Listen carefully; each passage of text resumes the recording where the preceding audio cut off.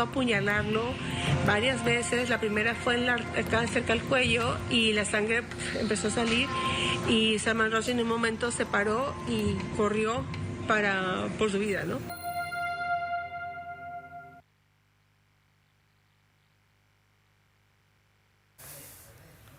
Bienvenidos, esto es TN Internacional y por supuesto abrimos hablando del hecho que conmociona al mundo entero. Un ataque a puñaladas a un escritor británico de origen indio que escribe hace algunas décadas este libro, Los versos satánicos. Por este libro ha sido señalado por líderes políticos espirituales del Islam como alguien que ha cometido blasfemia, que ha ofendido los símbolos del Islam. Lo cierto es que esto termina incluso con un precio a su cabeza, con un llamado directamente de estos líderes y un señalamiento que hace que este hombre, durante prácticamente 10 años, tuviera que esconderse en algún lugar del mundo donde sintiera que estaba a salvo. Décadas después, en una presentación en el estado de Nueva York, es apuñalado por un joven de 24 años. Sobre la salud de Salman Rushdie estamos, por supuesto, recabando información de estas horas. Esto es un seguimiento minuto a minuto. Hay informes que hablan de que podría perder su ojo, pero que su estado de salud es realmente muy delicado. Es un hombre de ya 75 años. Repetimos, esto sucede en el contexto de un encuentro cultural con un escritor que ha sido señalado por esta parte del mundo de la que hablábamos recién, con líderes políticos religiosos llamando a declararlo prácticamente, o declararlo lisa y llanamente, no solo una persona no grata, sino ponerle un precio a su cabeza. Porque de esto estamos hablando, de un ataque directo a la libertad de expresión por esto, por un libro, Los versos satánicos de Salman Rushdie. Bueno, esta historia comienza así. Septiembre de 1988, ustedes lo van a ver en esta infografía, se publica en Londres Los versos satánicos de este escritor, que tiene hoy 75 años y su estado de salud es muy delicado, repetimos, luego del ataque que ha sufrido. En octubre de ese mismo año se produce la primera prohibición de la obra en India. Recordemos que es un escritor británico de origen indio. En 1989, en enero, hay ejemplares incendiados. El 13 de febrero de 1989 hay un ataque del Centro Cultural Estadounidense en Islamabad tras la publicación de la obra en Estados Unidos. Se producen, básicamente esta masacre que deja 5 muertos. 14 de febrero de 1989 se produce un decreto religioso del ayatolá Khomeini, por entonces uno de los máximos referentes, líder político espiritual del mundo islámico, condenando a muerte al autor. 1991 hay un traductor japonés que muere apuñalado. 2 años después, 37 personas mueren en el incendio de un hotel en el que se hospedaba el traductor turco. La fuente de esto es la agencia AFP, que ha realizado esta línea de tiempo para que ustedes vean las décadas de persecución y de brutalidades realmente, porque lo que estamos describiendo es exactamente eso. 1998, el gobierno iraní se compromete a no aplicar este decreto que habíamos mencionado del año 1989. Año 2005, el guía supremo, Ali Khamenei, reafirma que matar a Rushdie sigue siendo autorizado por el Islam. La reina de Inglaterra, en 2007, otorga a Rushdie un título de nobleza. En 2016, la recompensa por su asesinato supera los 3 millones de dólares. El 12 de agosto de 2022, es apuñalado en el cuello durante una conferencia en el oeste del estado de Nueva York.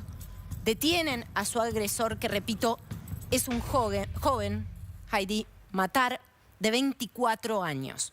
Por supuesto, se está investigando si es que esta persona actuó sola, Por supuesto que también el operativo de seguridad que se ha desplegado en el lugar es motivo de investigación, porque claramente esta es una persona que ha vivido décadas de persecución,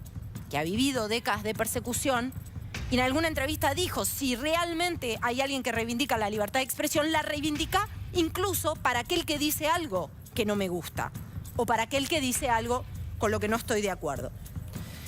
Bueno, tenemos un archivo de una visita del escritor a la República Argentina cuando pasaba exactamente esto. La cita fue en un café de moda, en Libertador y Tagle.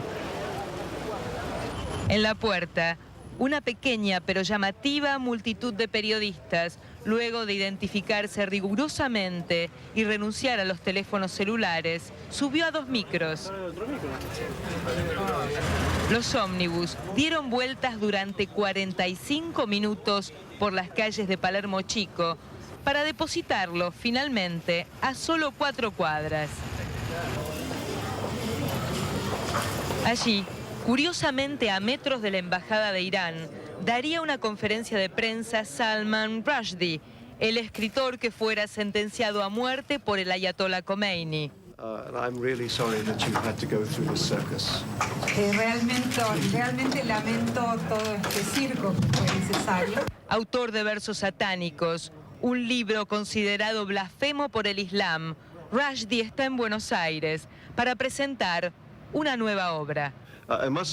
Tengo que decir que lo que para mí fue realmente uno de los momentos más conmovedores es que me llevaron a la Fundación Borges, que todavía no está realmente inaugurada, y que tuve la oportunidad de observar la biblioteca personal de Borges. Como yo no tuve la suerte de poder conocer a Borges en persona, me parece que dejando esa posibilidad de lado, la siguiente mejor es conocer la biblioteca de Borges.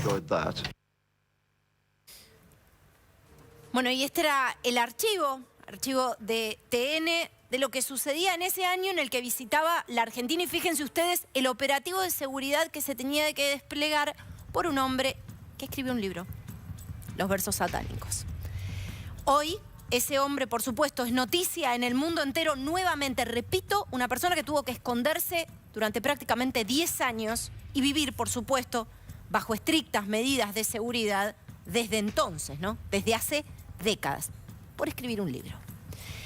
Vamos a ir al contacto con Said Chaya para entender lo que hay detrás de esto y también entender qué pudo haber fallado en el día de ayer, justamente en este evento que tiene y que pone en el centro de la escena a una figura que ha tenido que atenerse a medidas de seguridad absolutamente extremas por las amenazas que pesaban sobre él. Said, muchísimas gracias por este contacto. Buenas tardes para vos.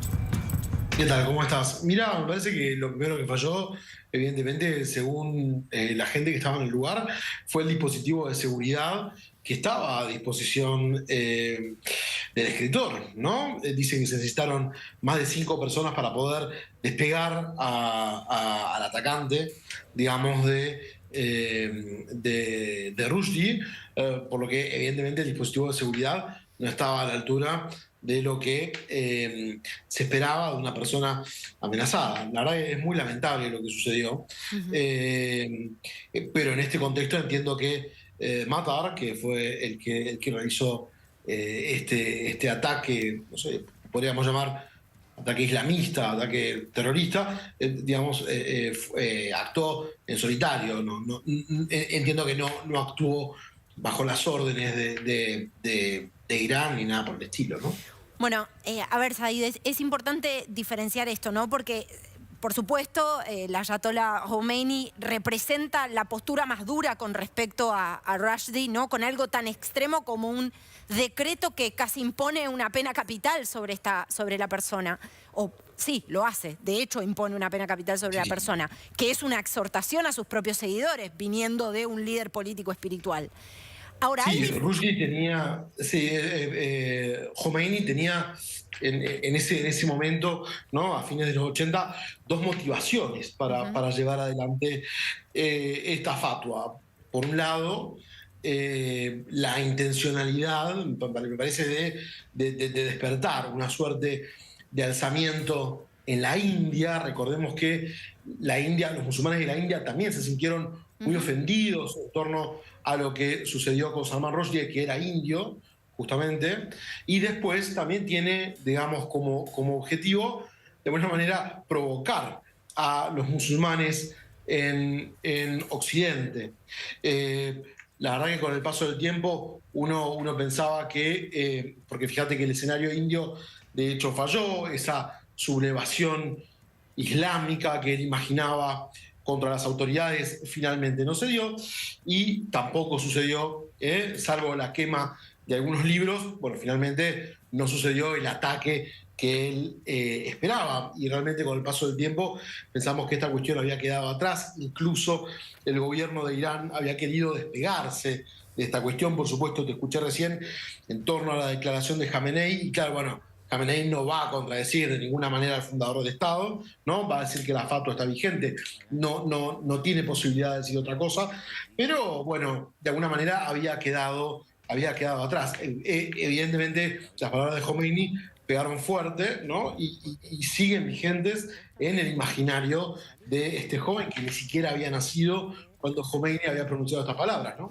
Bueno, vos haces referencia a este decreto llamado Fetúa, digamos, que es un decreto, Fatua, perdón, decreto religioso, pero claramente, más allá de que de la vigencia o no del decreto, estos discursos por parte de referentes que son, repito, político-espirituales, calan hondo, casi te diría, para siempre o por muchas generaciones en el imaginario colectivo. Sí, o sea, por supuesto, estoy de acuerdo con una condena de este tipo, es por demás excesiva, y lo que hizo fue, en definitiva, derivar en este ataque a Rushdie, que, bueno, había escrito ya en los 80 otras obras bastante provocativas, incluso una en contra de Indira Gandhi, que generó bastante revuelo en el escenario político de la India en su momento. Recordemos que él es nacido, ¿no? En la India, pero bueno, sin duda esta acción de Khomeini, bueno, tuvo una proyección cuyo resultado estamos viendo hoy, ¿no? Sí.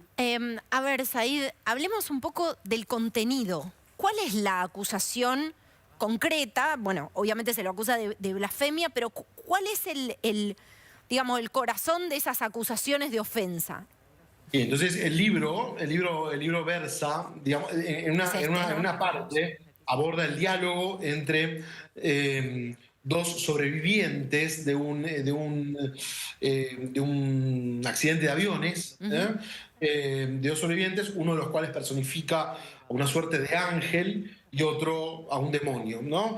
Y bueno, hacen quedar de alguna manera no, lo hacen quedar, digamos, al profeta Muhammad como que es el fundador del Islam, ¿no? Lo hace quedar como que él promueve el politeísmo, de hecho promueve el conocimiento, la adoración de tres dioses en lugar de uno, y hace esto porque no es lo suficientemente inteligente para darse cuenta que el que le revela este mensaje es el mismo Satanás y no es en realidad Dios. Entonces, de alguna manera, versa sobre el hecho de que Satanás engaña al profeta para que promueva el politeísmo, ¿no? Es una cuestión como, bueno, muy grave dentro del Islam, y lo hace de alguna manera quedar muy mal al profeta, ¿no?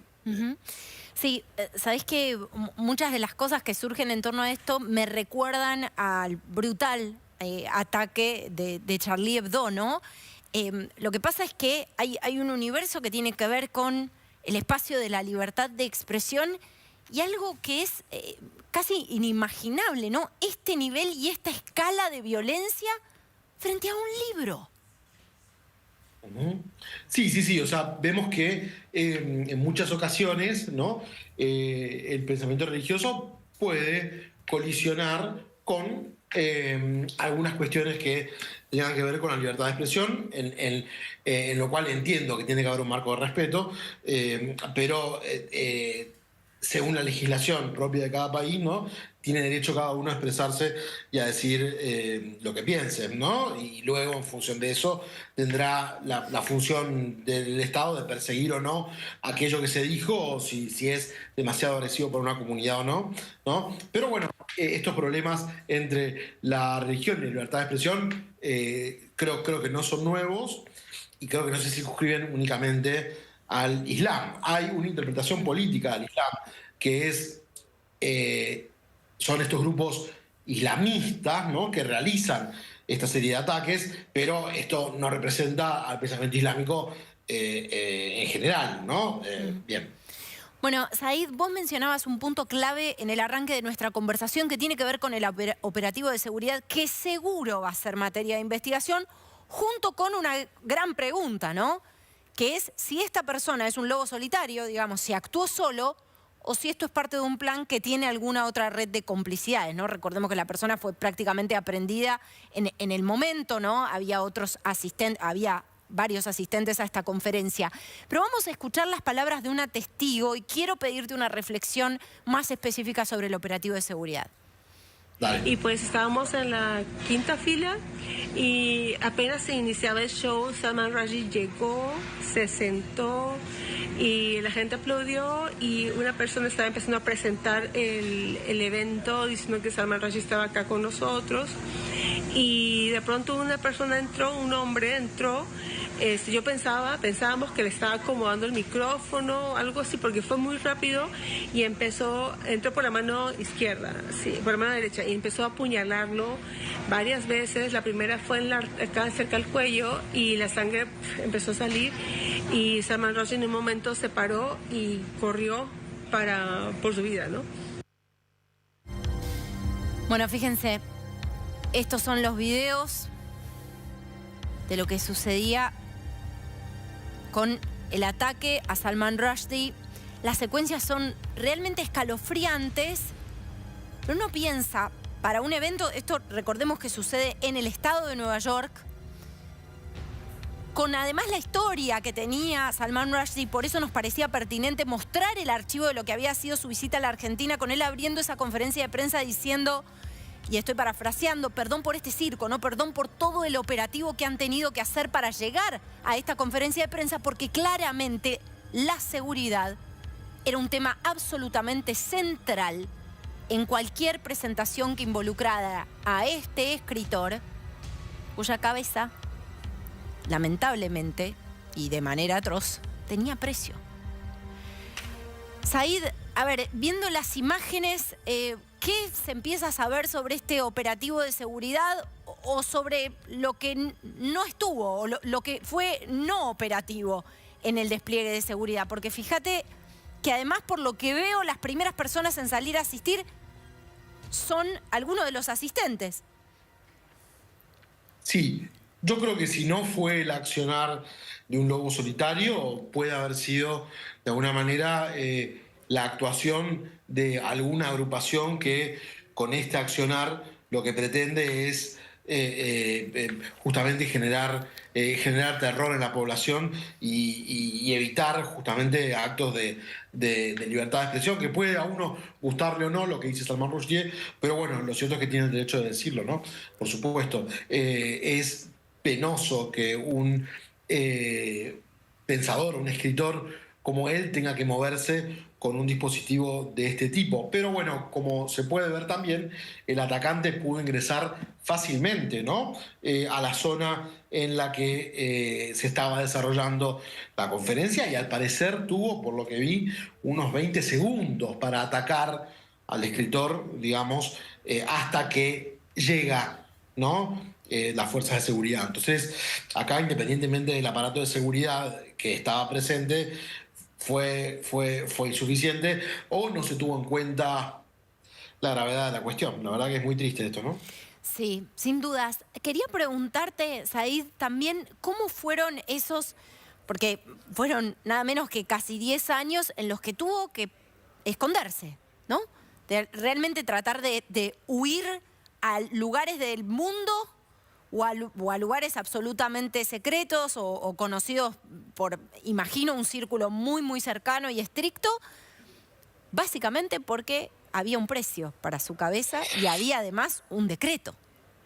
Sí, había también una estrategia de política exterior de Irán que cambió después de la década del 2000, ¿no? Una estrategia que apuntaba de alguna manera a exacerbar este tipo de valores que finalmente se abandonan para adoptar una política más conciliadora que le permita acercarse al gobierno iraní, le permita acercarse a Occidente, ¿no? Ese va a ser un giro que entiendo que es cuando se quiebra esta persecución en su contra, e incluso va a recibir una condecoración por parte del Imperio Británico, por parte del Reino Unido de Gran Bretaña, ¿no? La Orden de los Compañeros de Honor, me parece que es la que recibe, que es bastante alta, ¿no? Donde de alguna manera se celebra el final de esta relación tirante entre Irán y Gran Bretaña. Por eso digo que hay de alguna manera un olvido o un intento de olvido por parte del gobierno de Teherán, por más que Khomeini haya dicho, bueno, la fatwa sigue vigente,